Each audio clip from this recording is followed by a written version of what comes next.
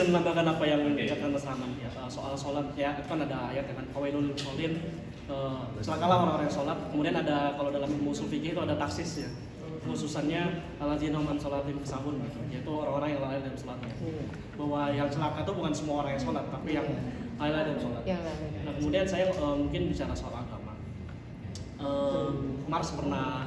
Karl Marx pernah berkata bahwa agama adalah candu gitu. Karena dia, dan tapi ada konteks sejarah di situ, karena di zaman dia agama hanya jadi alat kekuasaan untuk menipu bangsanya gitu. Tapi kita perlu lihat bahwa agama ini konteksnya berbeda-beda gitu. Kalau di Indonesia misalnya, atau sejarah kemerdekaan Indonesia, ngomongin gelar haji misalnya, kenapa ada gelar haji?